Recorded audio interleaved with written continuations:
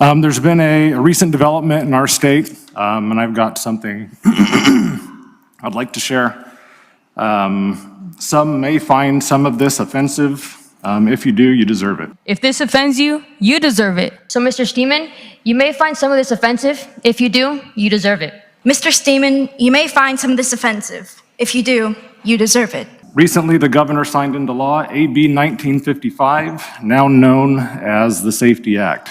If you weren't aware, the Safety Act aims to ban school districts from passing parental notification policies, which require the district to inform parents when the child is requesting to change their pronouns, their name, or their gender. This law blatantly puts division between the child's parent or legal guardian and their children's teachers, school administration, and district as a whole. How much distrust of our schools and teachers does this law sow into our families? For many of the students here at MJUSD, they come to school to feel safe. For some, school is the only place that they find acceptance or even a kind word.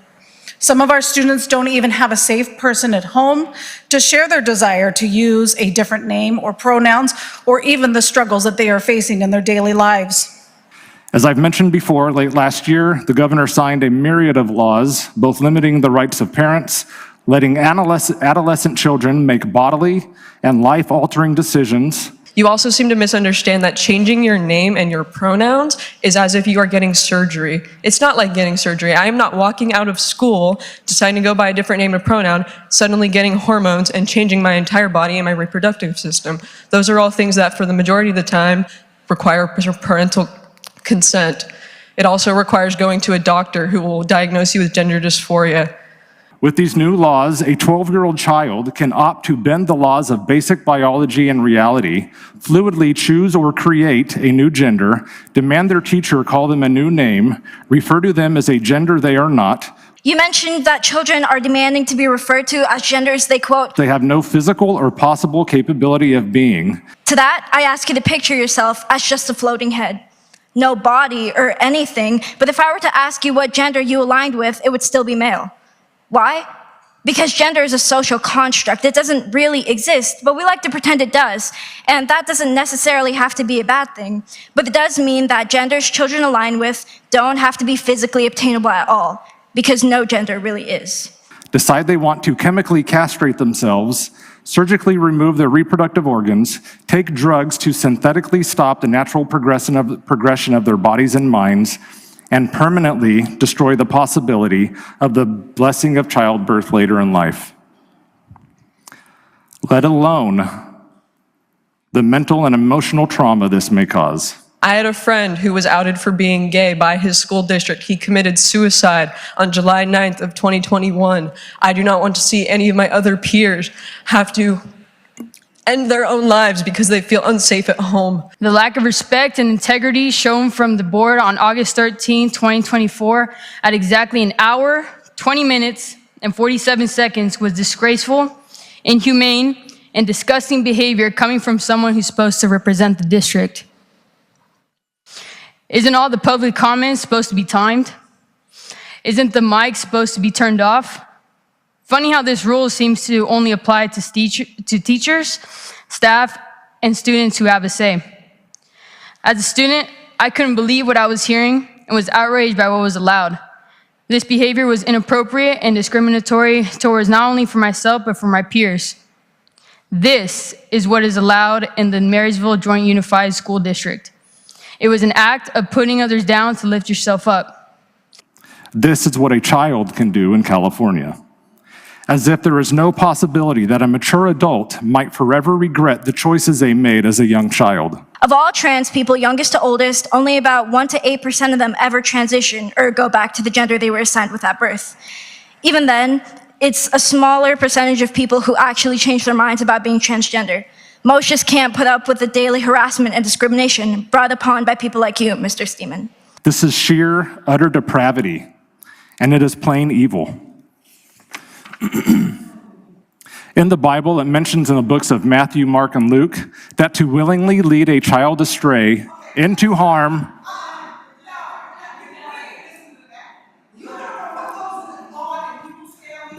excuse me, and neither do you. Excuse me, and neither do you. And neither do you. I'm not telling. Excuse me. Why are you taking offense to this? Why? Some may find some of this offensive. If you do, you deserve it. Why are you taking offense to this? Excuse me.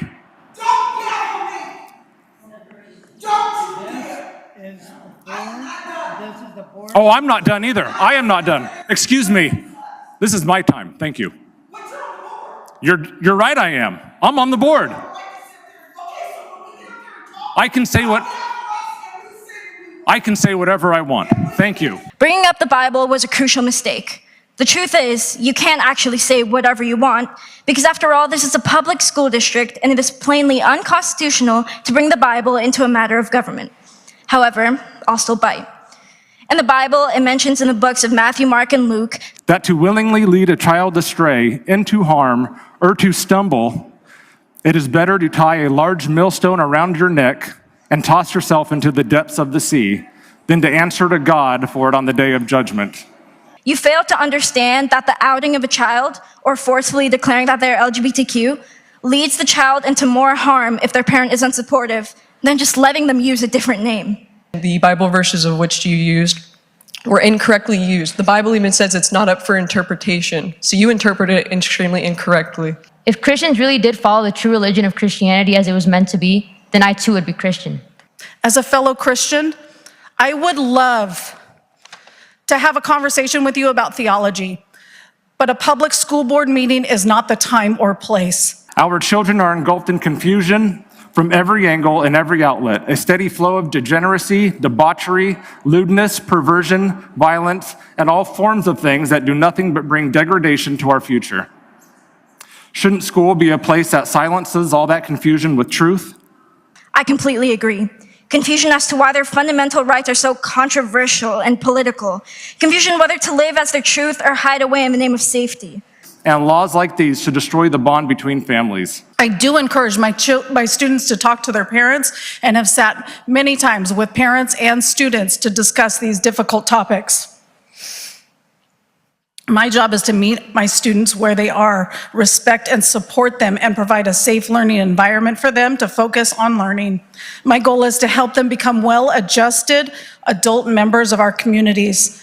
The teachers and support staff of our schools do not do these jobs for the high paychecks or fame. We do this because we care about the students in our community and we want to make a difference. Lawmakers in this state are doing a great job of bringing the age of public education to an end for many families in our community. Homeschooling and co-ops are at an all-time high and growing because of this demonic insanity. As a board member, your job should be to accept and embrace all MJUSD students for who they are instead of demonizing them simply because their spirit does not match their body. By you saying these words from your seat at the MJUSD board meeting, they are no longer your personal views.